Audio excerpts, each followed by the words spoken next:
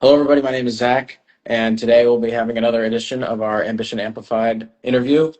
We have an incredible guest joining us today. She's a comedian and host, producer, writer, and one of Chicago's funniest entertainers. Please give a warm welcome to Joy Gamby. Thank you for joining us, Joy. Thank you. Thank you for having me. Yeah, absolutely. Okay, so for everyone meeting you for the first time and people who are maybe unfamiliar with your work, what would you tell them about yourself and your journey so far?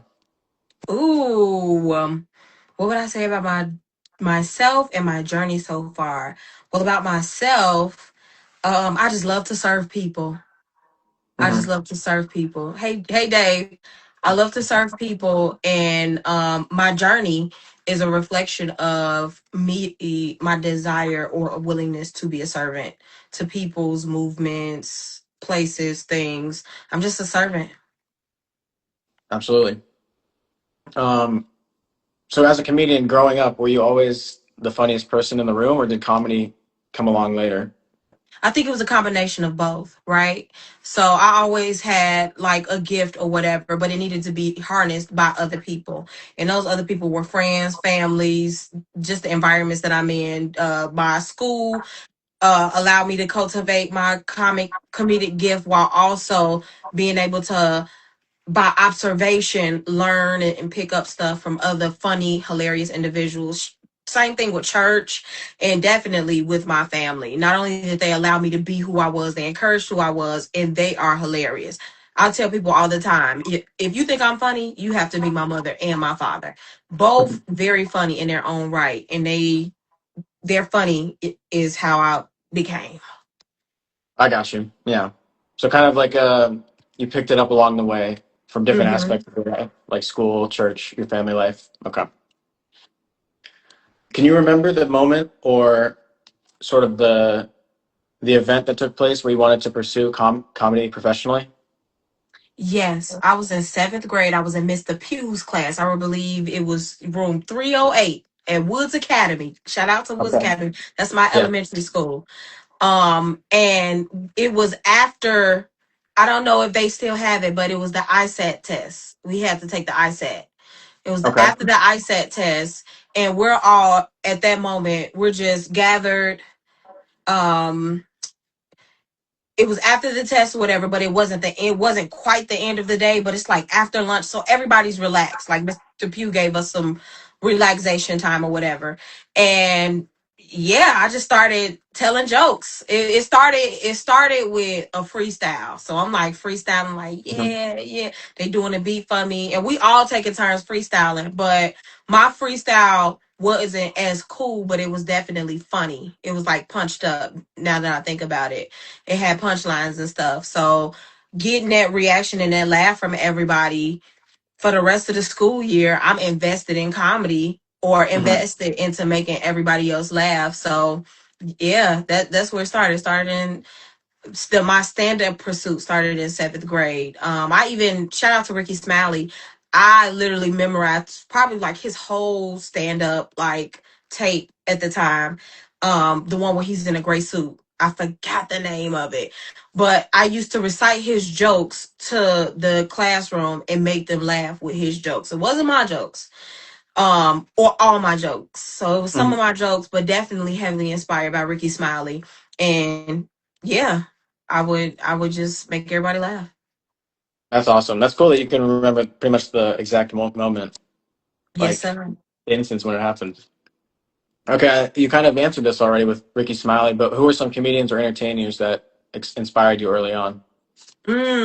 Early on, and this is like before I got into comedy. Mhm. Definitely all the queens of comedy, right? Okay. So you got Monique, you got Samoa, Adele Givens, like even the Wanda Sykes of the world, those and Queen Latifah. So Queen Latifah is not a stand up comic. Her and what's my girl Whoopi Goldberg. So they're Yeah. not stand up comedians, but they are pillars of comedy. So being able to see them do their thing, definitely inspired me. So like all of the women in comedy in that way, and then uh, Ricky Smiley, um, Richard Pryor, Moms Mabley, and hmm. that's about it before I really got into studying comedy. Like those people that were, oh, Bernie Mac. How can I forget the Kings of Bernie Mac for sure. Hands down, Bernie Mac. Absolutely. There's so many great names there you listed. Yeah. Hey, Big Mama. Let's talk a little bit about how building your career as a comic and what that can look like for people who are unfamiliar. Obviously, stand-up comedy isn't like an easy path or something that is achieved to be, such like a simple task. What gave you the confidence to take that leap and trust yourself to go into this field? Um, really me, I think it's me partnering with God. So I didn't have the confidence to do it. I didn't have the confidence to pursue it. I just knew that I was funny type situation. But it takes a Hmm. whole nother level of confidence to actually pursue the career. And it took Jesus to help me to do that. Because if it wasn't for the Lord, I wouldn't have done anything. I wouldn't have sought out the people that I needed to seek out or been sought out by the people, because it was very much so, to me, supernatural, a miracle of how I actually started my stand-up comedy career. And so yeah, it just took, and also me watching the patterns of my life and my lifestyle, if you understand what I'm saying. Like me being in different environments, I was always the same person, no matter what the environment was. I didn't have to be into the environment. The environment welcomed who I was and my personality and my identity. Hmm. So being rooted in who I am definitely helped to cultivate the courage to be able to start a stand-up comedy career. I got you. You mentioned like the beginning and like sort of a miracle moment. Can you elaborate on that? What was the guy that got you there? Yeah, I was and it's crazy because I started stand up 4 or 5 years ago, but I've been entertaining my whole life. So I've been in theater since I was literally like a kid. And I've been Okay. hosting assemblies and stuff at the same school, shout out to Woods. They let me host almost all of the assemblies for years, right? So I was in theater in entertainment. Pandemic happened. Because from what I understood, I was supposed to be in theater. I'm supposed to be on Broadway. Like Hmm. I'm supposed to be somewhere um doing Lion King or something. Like I'm stand up. I think stand up was like the last on my list of things to pursue and do, if you will, even though I had done a couple of open mics where I told some stories, right? But Hmm. I Hmm. wasn't fully walking in stand up. What happens is the pandemic happened. So all of my plans to, because I went to school for, shout out to Kennedy King. I went to Kennedy King for radio and television broadcast. So I'm supposed to be on the radio as well. So I'm supposed to be this big theater person. And I'm supposed to be on the radio, right?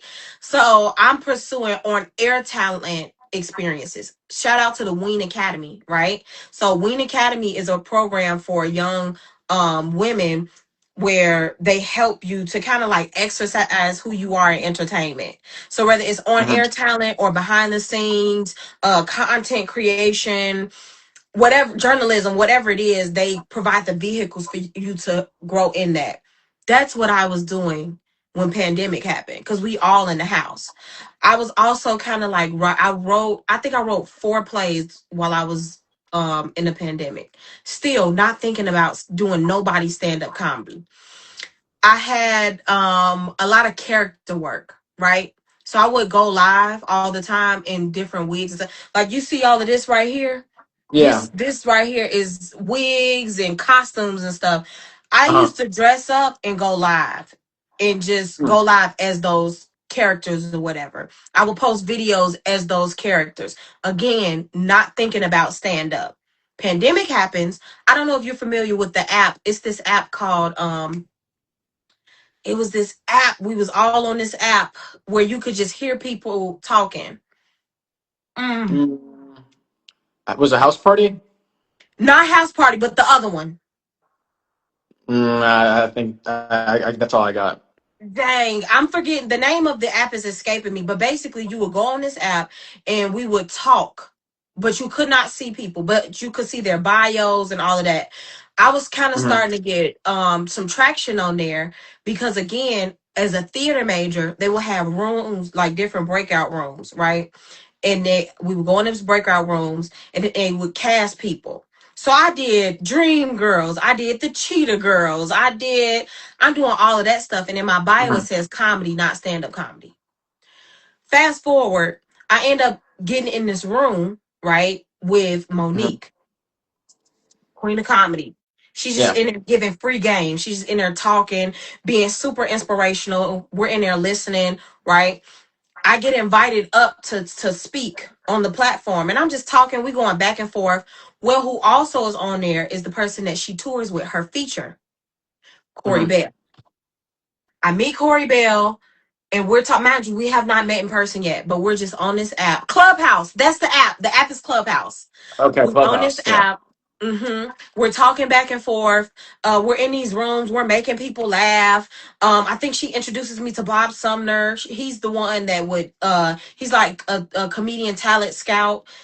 For everywhere, literally, especially in the United States, for television, though. So your Death Comedy Jams, Comic Views, um, and other stuff on Comedy Central. He's scouting for that. She introduces me to him, all that stuff, right? Then one day, the world opens back up. Hmm. She's a headlining comedian. She's at Chicago's Laugh Factory for the weekend. She calls me and says on Instagram, "What are you doing this weekend?" Nothing. I'm not doing anything. Oh, come to Laugh Factory. That's exactly how she said it. Oh, come to Laugh Factory. I have these shows. She literally had, I believe, 6 shows that weekend. I go to the very first one because I'm eager to see like what's this about. Mind you, I've done shows, but I wasn't a stand-up comedian yet, right? Hmm. Hmm. She just started introducing me to people. Yeah, this is Joy Gamby. She's super funny. Da has not seen me at all yet. And that's how I get immersed into the stand-up comedy world. Corey Bell. She kind of navigated, and that's the miracle of it. Because I met her through Clubhouse. We were just on Clubhouse. We would banter together, and we called each other spirit animals. Wow, that's an incredible story.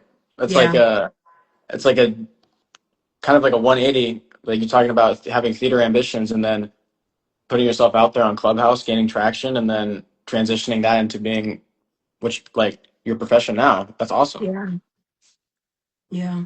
Wow. Um, Speaking of some of those like early shows that you gave, what were those early open mic days like for you? Was it sort of like an instant transition where you felt completely comfortable on stage, or did it take some time to like find your footing with punchlines, jokes, timing, all that stuff? I believe both can exist at the same time. So it was Hmm. definitely easier for me. I thank and praise God because I come from theater. So I already had a stage presence before, and Hmm. I was funny, but I wasn't funny in the way of having a set or having jokes. I just had stuff that I talked about, and because I was confident, people would listen to me. Right? I was bold in my approach. Um, but outside of that, it was very much so unfamiliar territory. There is a grind, but for some reason, which is how I knew this was my passion, every show made me it cultivated a hunger and a thirst for another show. So I was never satisfied with just one show or one Hmm. open mic because I'm not being booked all at that point. I'm not as booked as I am now, right? Hmm. I'm putting myself out there. I'm also learning jokes. I'm learning comedy etiquette, which is different but similar to theater etiquette, but is different, right? I'm being immersed in this world. Open mics are not just about the jokes. It's about all of it. Hmm. Respecting the mic. Choosing, am I going to be outside talking or am I going to be in an open mic learning from my predecessors, learning from the legends that came before me? Because it could be easy because for me, I don't know about nobody else. I went to school to socialize. Hmm. I ain't go to school to learn. Yeah. I learned something. I learned a few things. I ain't gonna stop. What I'm Hmm. learning for? I'm okay with what I already know.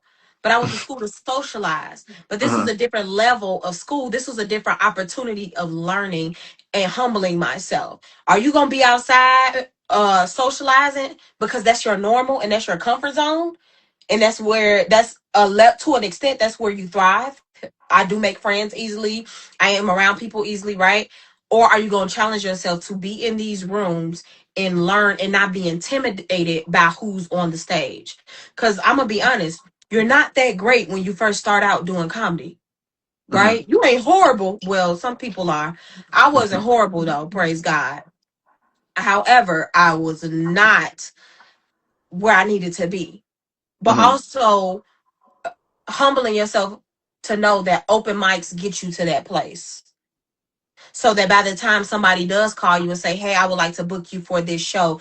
Do you have this amount of time?" You're able to say yes or no because you've worked through some stuff while you're on stage. And open mics, I know people that mic once a week, but when people first starting, nah, you got to be at. I was at an open mic. I was at Riddle's open mic on Mondays. On Tuesdays, I was at Laugh Factory's open mic, and or because sometimes I did 2, 3 mics a night, and or Francis Cocktail Lounge on 75th Street. Then Wednesdays you had Bartenders with Leon Rogers, the radio personality on WGCI. He still does a Wednesday night open mic because he is a stand-up comic. Then Thursdays you had Just Niche, Laugh Therapy Thursdays.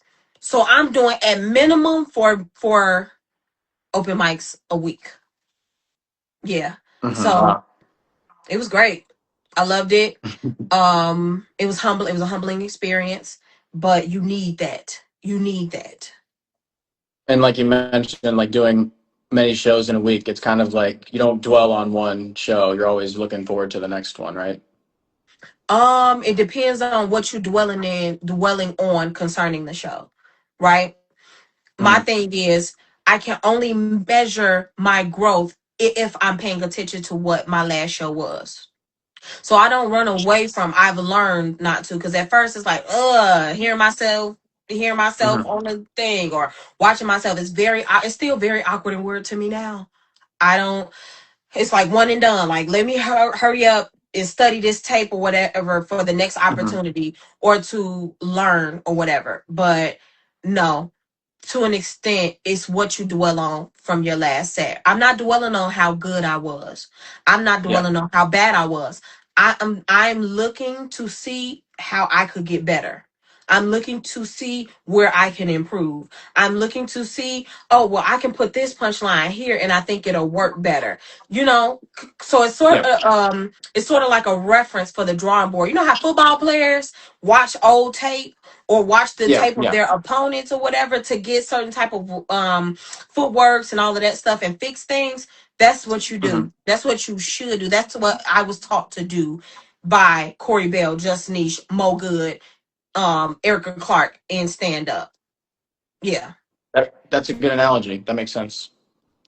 Yeah. Let's transition more into your material and sort of like the creative process that goes into being a stand-up comedian. I know you mentioned that some of your material is mostly storytelling, but how do you come up with your jokes or your topics? Is it real life, observation, family, a little bit of everything? What would you say? I would say a little bit of everything. I would say a little bit of everything. And I'm so like whimsical, if you Hmm. will. Like I have a whimsical approach. For me, everything tells a story, and everything is communicating something. So if everything is communicating something, everything could be funny, or everything can be humorous, right? So, Hmm. um, it comes to me. I'll be asleep, and the Lord will wake me up out of my sleep with a joke. And I promise you, the times that that's happened, those have been my best jokes to this Hmm. day. So I have that, or I'll be talking to somebody in a conversation, and we'll be talking and so much where I'm like, that's good material, and then I'm Hmm. able to go write it down. If you see my notes, I have notebooks. I have actual notebooks, but I have the notes in my phone, like the Yeah. iPhone notes. I had to buy storage specifically for the notes section because it's so loaded. And I'm realizing Yeah. as a comic, even in my storytelling, that the more details that I give, the funnier it'll be or the more impactful it is. So as it pertains to Hmm. my material, I vet it out first, and then I decide this is how it. I get it. I add it to my set. This is how it Yeah. makes it to my set. Right? Is it healing the people? Hmm. Because for me, more than I want to be funny, I want to impact people's lives. I want to impact people's souls. I want to make sure that people are being healed by me and not being hurt or not being spilled on or not being bled on. Because a lot of comedians can bleed on other people. I don't want to be that comic. I want to be the comic where my jokes heal a part of you or my jokes start a process of healing in a part of you. You see what I'm saying? So, Hmm. yeah, I source material from everything is material for me. Gotcha. Absolutely. And I can only imagine being a comedian and having like notes, like you're saying, like hundreds and hundreds of jokes ready, kind of like maybe a musician has like a bunch of lyrics that they're ready to use on deck. Hmm. And figuring out Uh, the appropriate time to release it too. Cause I have some yeah. jokes that I was trying to tell in my first couple of years of comedy, it did not work. But now Hmm. hidden. I found a way to place them, and I worked the open mics again. Yeah. I have my own open mic that I host. Hey, I'm working these jokes. I even asked the audience, is that okay? Give me a thumbs up if you like that joke. Okay, do this if you feel like I need to work on it, and Hmm. that's my way of making sure that there's something there. Gotcha. Yeah. That's sort of, yeah. We have a question from the chat. Carlos Hey. said, "What are pros and cons you personally deal with when doing crowd work in comedy?" Ooh. Pros, getting to know other people, Hmm. like getting to know them, their lives and stuff. Making them feel comfortable and making them feel welcome. Cause some people are new to stand up comedy.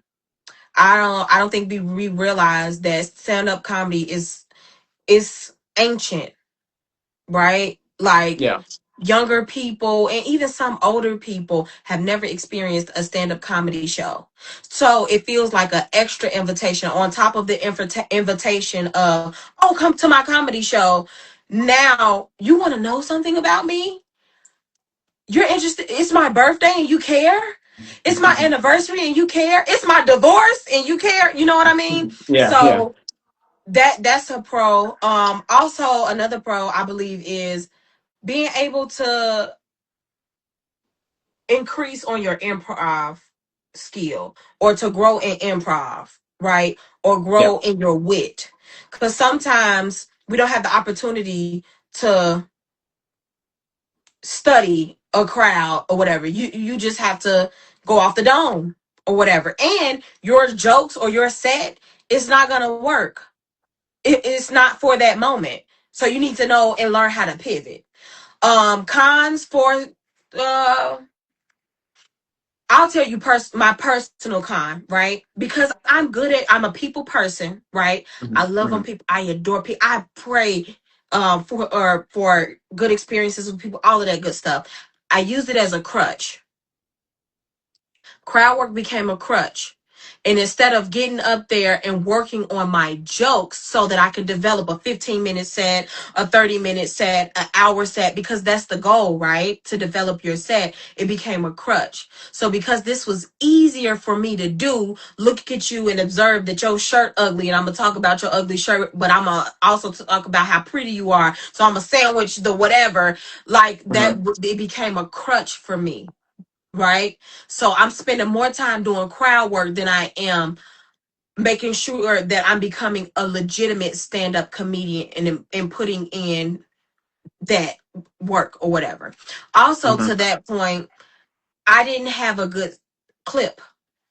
So when you're asking people, can I feature for you? When you're submitting yourself to clubs, when you're submitting yourself to competitions, when you're like all TV shows, whatever it is, you need a good clip of you just doing jokes. Hmm. I'll never forget it. I reached out to Flame Monroe. Shout out to Flame Monroe. Super funny comic. Tours with Dave Chappelle, all of that good stuff. Flame Mm. Monroe was coming to Chicago's Laugh Factory. I reached out to her and I said, "Hey, Flame." I gave her the spiel. I'm a newer, and this was like 3 years ago. "Hey, Flame, I'm a newer comic in Chicago. I would love to open up for you. Da da da. I'm just asking for 5 minutes. Cool. Here's my clips." Send in the clips, and she told me no. But I was glad she told me why. She didn't just deny me. She didn't just leave me on red. She Yeah. said, I'm going to pause on this opportunity to work with you only because you do a lot of crowd work, and crowd work belongs to the host. Mm. I don't see, I know that you're funny, but I can't see your jokes. And I don't want a show full of crowd work and woo woo woo. But that opened my eyes up to the structure of writing jokes and having material. I can't submit to something if I don't have anything to submit. So yeah, those are my pros and cons for crowd work. Gotcha. Yeah, that makes sense. We can transition a little bit into your hosting and producing side of your work. You're not just a comedian, you have an incredible host. You're an incredible host and producer as well. How different is hosting compared to performing stand up? Ooh, hosting, hosting is like my preview into motherhood. I Mm. know that sounds crazy, but it's like hosting. I have I'm the first person that they meet. I'm setting the tone for the atmosphere. And also, whether you're doing good or bad, it is on me to lift up, to continue the ride or the Yeah. ascension, or Hmm. come behind you and bring the people back up, depending on what the comic does. So hosting gives an opportunity to be able to set the atmosphere and structure an atmosphere for fun, for healing, for development, for growth, for joy. You know what I mean? So that's the difference. I get to stretch out um in crowd work. Yeah, that's where the crowd work comes in at, right? The whole Hmm. birthday and making it an experience, the competitions, whatever it is. You're literally facilitating the entire moment. It's on you to, even down, I take it personal. I take it personal when I'm on a lineup with somebody. I'm going to that Instagram. I'm looking in that bio. I'm making sure I'm bringing you up in the best way possible. I might Yeah. fabricate a little bit. Lord forgive me. I might say you done toured in Africa and abroad or whatever. But I feel like that's important too, to make sure that whoever's coming up after me feels like they are coming up to not only amazing energy, but an expectation from the audience because they're just that great of a person. I don't care who you are. Mhm. You're great. Let them see your greatness. So, yeah, that's good. And then the difference is when I'm opening or featuring or headlining, right? Or whatever. Um it's more of me, my personal, my jokes and stuff. Like I'm getting into my artistry just a little bit more when I'm booked Mhm. to do opening feature or headlining. Gotcha. You also help produce comedy shows. What have you learned from working behind the scenes that audiences may not realize? That everything matters and everybody matters. Mm. From the smallest, most minute things to the greatest, most grand things. Everything matters. Everything is important. Everything is worth you taking your time to sift through and go through.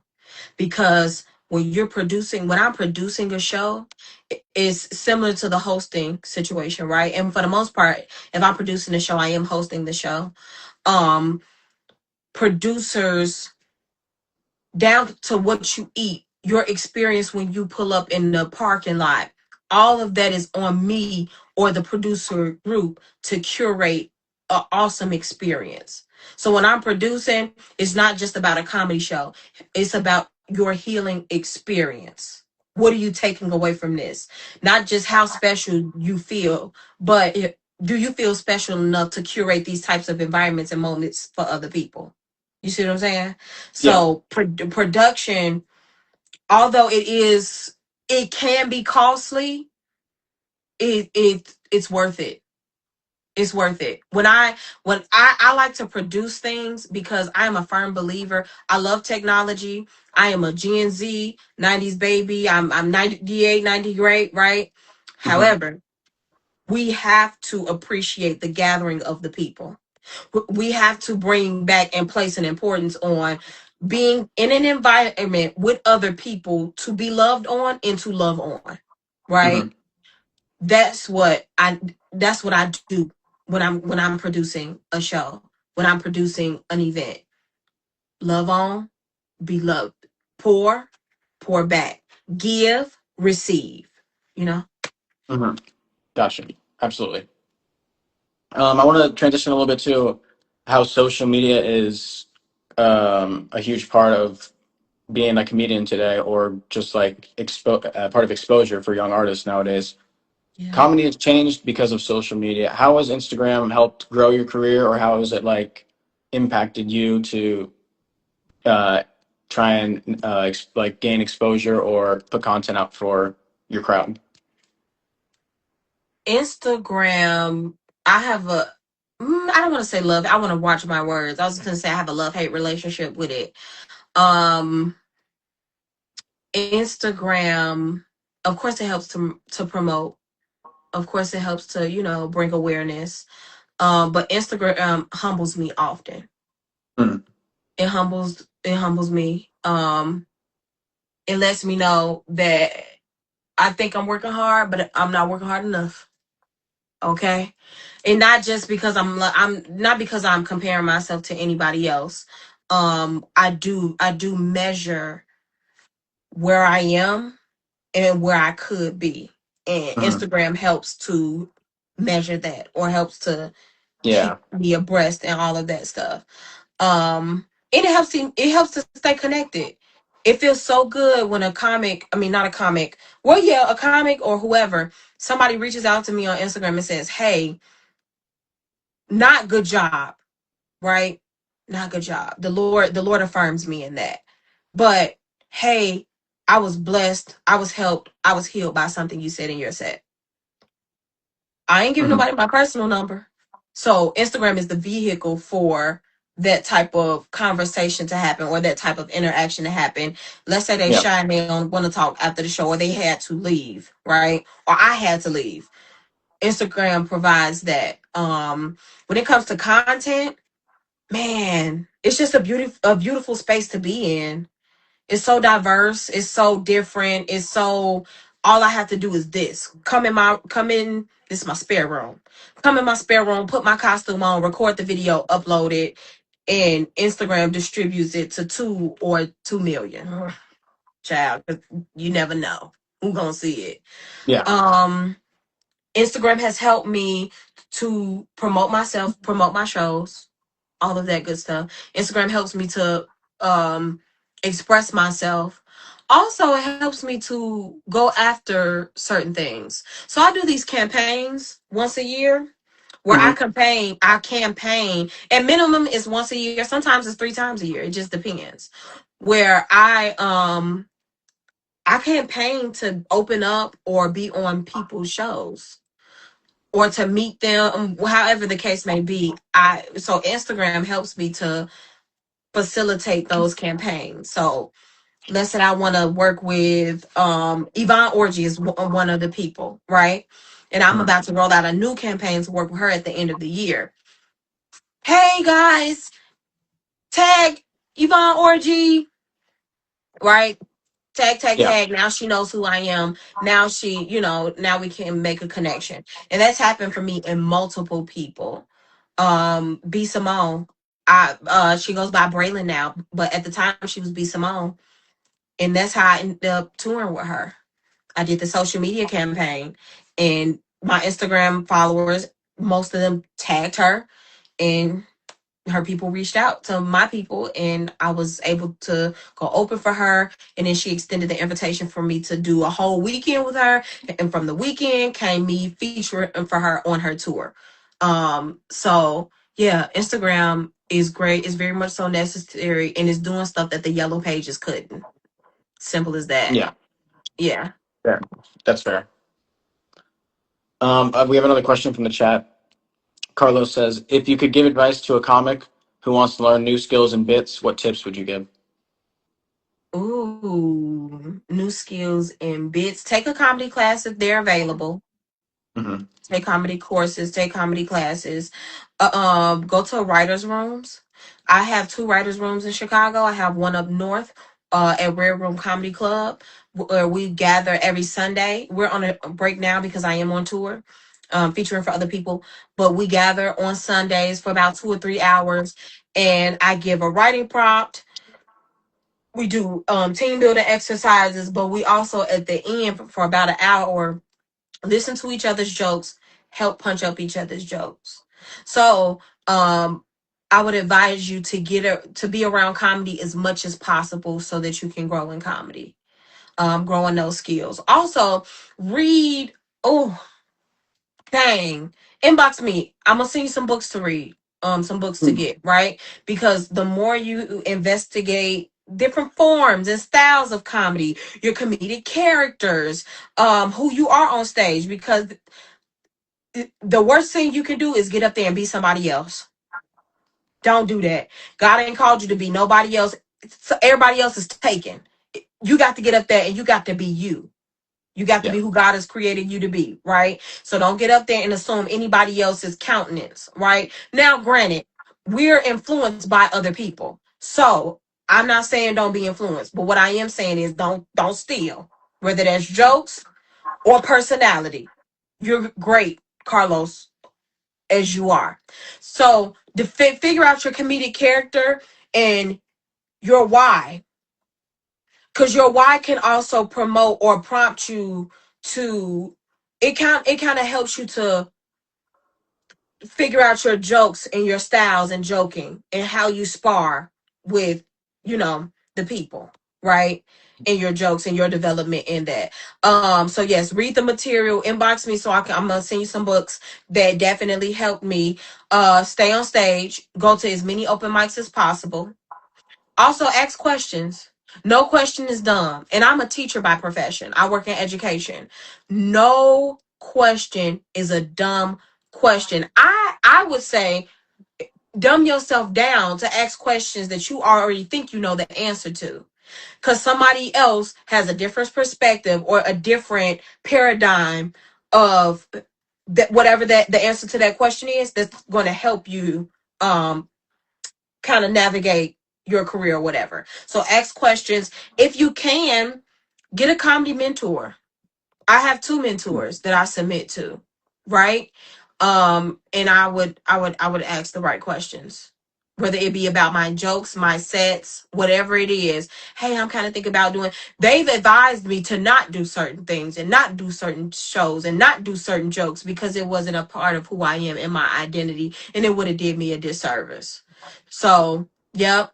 And get you a little comedy crew. Get you like two or three other people where y'all go to shows, y'all watch each other do y'all shows, and y'all write down different jokes and different punchlines that you can kind of do um to help with that. Mhm. Absolutely. I want to ask about some maybe hardships has been through your career. What would you say is the biggest challenge that you faced in your career so far? Probably it's kind of to touch on what I just told him. Being okay with who I was and how I was. Hmm. I'm a clean comedian. Hmm. So I don't tell the type of jokes, and I use the same language, the same, but like it's different, right? And I would take it personal when people didn't understand who I was. So I would try to contort. Let me change who Hmm. I am. Let me fit the mold. Let me pursue what everybody else is pursuing, right? So I think that was my biggest challenge. Was I going to send a representative in my career and build the foundation of my career on a representative, on a lie, on a misconception, whatever? Because whatever it was gonna be a lie, and lies are dangerous. There are literally holes in lies. Or Was I going to become comfortable with who I was as a black woman, as a fat chunky plus size woman, as a woman with natural hair, as a cleaner comic? Was I going to who was I going to show up as? So I think that was my biggest obstacle, saying yes to the call as me, as myself. Fair enough. Yeah, I'm sure that's something that's common for a lot of comedians, just finding their own Hmm. identity and finding their footing. Absolutely. I want to talk about some like looking forward kind of projection questions or just kind of like miscellaneous. What does success mean to you today, and what would you say success looks like for you in 5 years? At the core, at the root of all of that, success for me, Joy Mhm. Gamby, is being obedient to God and being led by the Holy Spirit. That's Mhm. me. Yep. And it's gonna be the same in 5 years. It's gonna be the same in 2 years. Same in 10 years. Am I in God's will? Am I being obedient? And am I being led? Yeah, Mhm. Absolutely.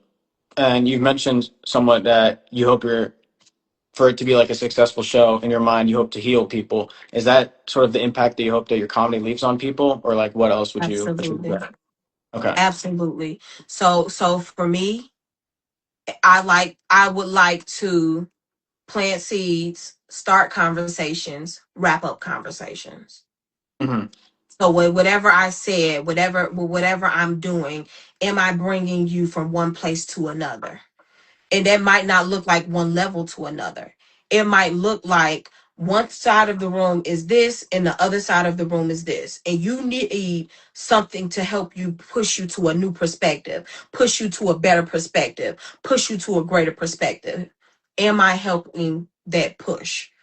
Because to me, and this is for me, if I'm not helping to push you, am I not if I'm not giving good fruit, right? If I'm not spilling out living water, then I'm doing the opposite. And the opposite is stagnation. The opposite is self-hatred. The opposite is hatred of other people. The opposite is you leaving thirsty and you're not being quenched. You're not being healed. Or Hmm. further the worst is further damaging you because I didn't heal. So yeah, Absolutely. Gotcha. Um, so yeah, now we can sort of towards the end of the interview, I would like to ask you a couple rapid fire questions. Is that okay with you? let's go. Okay. Is there one comedian or entertainer that you would like to collaborate with? Kev on stage. Hmm. Why him? Um, because I feel like, dang, you said or entertainer, so now my mind is just everywhere. But I feel like we have similar like lanes, if you will. Hmm. Yeah, so I feel like I feel like it would make most sense. Yeah, on the Okay. stand up and on the comedy side. Now the other Yeah. side is Queen Latifah. Yeah. I think that's a fair answer. If you could headline anywhere in the world, where would it be? Ooh, I really don't know. Martha's Vineyard.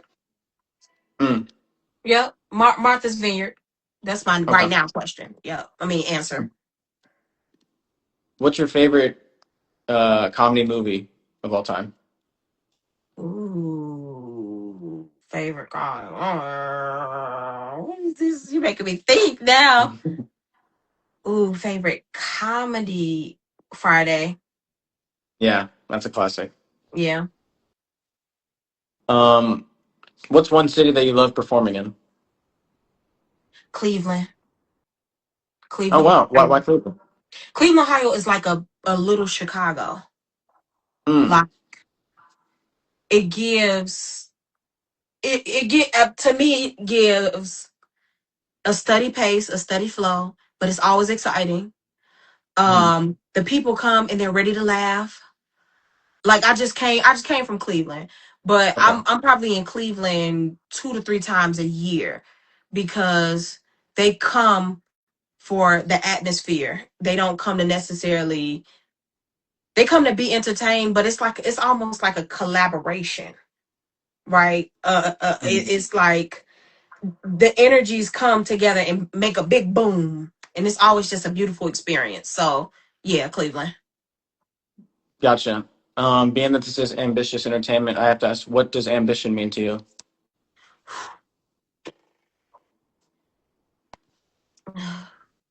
What does ambition mean to me?